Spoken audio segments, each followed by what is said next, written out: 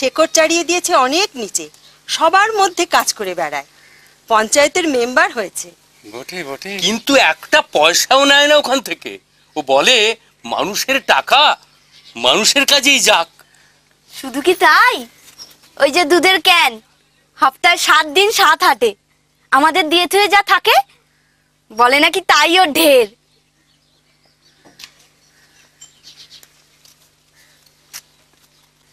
তুই বনমালী সারেনের বেটি, সবাই যদি তোর মতো হতো। কি নাম কি তোর? বাসন্তী সরেন।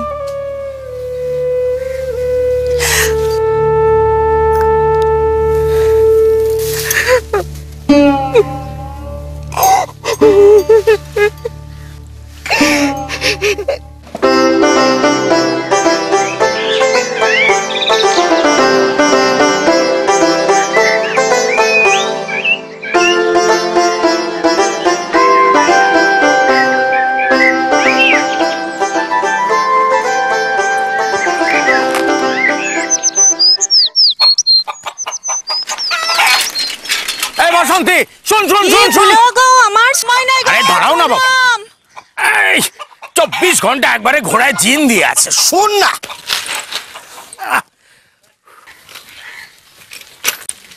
শোন শোন, কি বলো?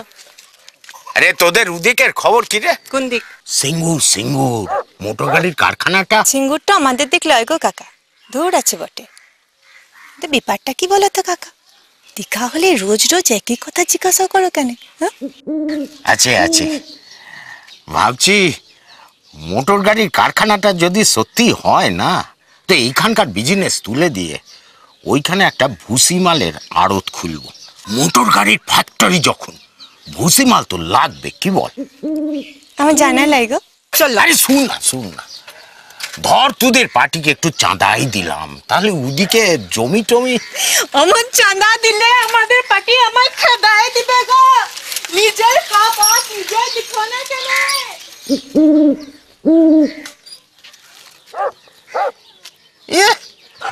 খেদাই দিবে, সতী লক্ষ্মী সব। ওবেলা সব ধরবো, কিন্তু দুপুরে করে রাখবে। আচ্ছা মাস্টার মশাই। ছোকরা কে বটে সাঙ্গাত? আমাদের হবু জামাই। হ্যাঁ, 3 কুলে কেউ নেই। আচ্ছা, কিন্তু এখানটা সরেশ বেটি, বিদ্যে বুদ্ধিও আছে, আবার কবিতাও লেখে। বাইরে গেলেই একটা হিল্লে হয়ে যায়, এখানে রোজগার নেই। কত ছেলেই তো চাকরির ধান্দায় এই বোম্বাই গুজরাট করছে, কিন্তু ও যাবে না, এখানেই একেবারে মাটি কামড়ে পড়ে থাকবে। এই গায়ের স্কুলে একটা মাস্টারির চেষ্টা করছে, যদি না হয় তাহলে বলছে সিঙ্গুরে নাকি অনেক লোক নেবে, সেখানেই চলে যাবে। গিয়ে কি গিয়ে? শুনছি ওরা অনেক ছেলে মেয়েদের ট্রেনিং দেবে, এখানে ওখানে পাঠাবে, তারপর ফিরে এলি চাকরি। কিন্তু ট্রেনিং এর সময় আমাকে এসে কে পড়াবে? কেন, আমি ভূত হয়ে? আর চাকরিটা যখন হয়ে যাবে তখন? তখন তুমি যাবে সিঙ্গুর গিন্নি হয়ে। চলি। ও বেলা সকাল সকাল যে আগে এই রোদ্দুরে রোদ্দুরে আবার মাঠে ঘাটে কবিতা খুঁজে বেরিও না, শুনতে পাচ্ছ? ও কবি মশাই।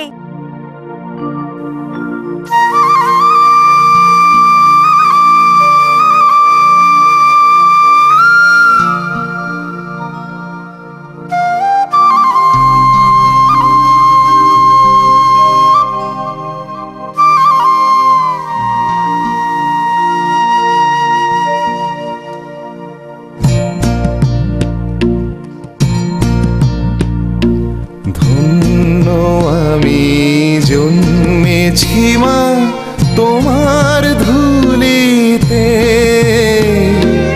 জীবনে মরণে তোমায় চাই না ভুলিতে। আমি তোমার তরে স্বপ্নে রুচি আমার যত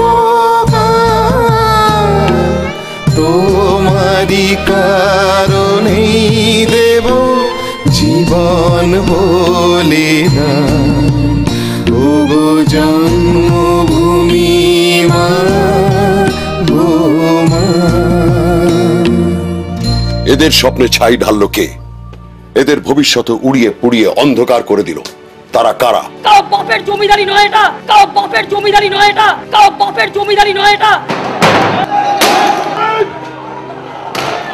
এটা বিধানসভা, কারো বাপের জমিদারি নয় এটা। সবাইকে ডাকো, শুয়োরের বাচ্চা।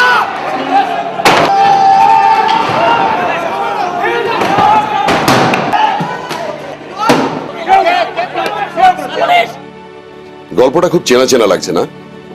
লাগবেই তো।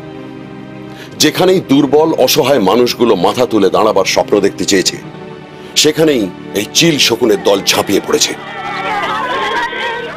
আছড়ে কামড়ে ছেড়ে খেয়েছে মানুষগুলোকে। আধার নয়ন গাঁও সেদিন তুলে উঠেছিল। শয়তানের দল শুরুটা করেছিল সেই একই ছকে। আরে শোনো শোনো, সর্বনাশ হয়ে গেছে, সর্বনাশ হয়ে গেছে। আরে ভাই গজব হয়ে গেছে একেবারে, বুঝলে? আরে শোনো শোনো, গজব হয়ে গেছে একেবারে। তোমার চুমু খাবো, ওদিকের খবর তোমার জানো? কি খবর? এই হাট, এই দিগরে যত জমি আছে আর এক ছোটা কমতে থাকবে না। এই হারু, আরে বল না। হ্যাঁ গো, আরে লুটিস লটকানো আছে, লুটিস নিজের চোখে দেখে এলাম। আরে কিসের নোটিশ? কে জানে কিসের? ইংরেজিতে লেখা, গভর্নমেন্টের কিছু একটা হবে। মোট কথা, এই বাপদাদার দেওয়া তামাম জমি জিরে সব ছিনিয়ে নিয়ে যাবে ওরা। কারা গো? অনুরুল্লাহ। তোদের পার্টি রে, লাল ঝান্ডার পার্টি। সর এখান থেকে, নাহলে মুখ দিয়ে খিস্তে পেরে যাবে। সর। এই সব জায়গা থাকতে এখানে কেন থাবা বসেছে জানো? ওরা জানে এই চত্বরে 80% জাত আমাদের মুসলমান, তাই মুসলমানদের গোষ্ঠী মারার জন্য এই সব। তার মানে আমাদের ঘর বাড়ি দলিল সব যাবে, সব যাবে। ফন্দি বুঝছো না? নোটিশে এমন কথা লেখা আছে? আরে বেবাক লোক তাই বলছে, আলোচনা চলছে হেতায় হেতায়, বুঝলে? বুঝলে তোমরা? আর এই তল্লাটা যে 3টে মসজিদ আছে সেগুলোর কি হবে? সব গুড়িয়ে দেবে বলছে। কি আর কবরস্থান? তাও আমাদের মুসলমানদের বাপ দাদাদের কবরের উপর দিয়ে ওরা হাঁটাহাঁটি করবে, আর বেছে বেছে মুসলমানদের ভিটে মেটে ওরা গিলে খাবে। গিলে খাওয়াচ্ছে? সালা আমাদের ঘর জমিন থেকে উচ্ছেদ করা সর সালা। এই চল চল তো প্রধান বাড়ি।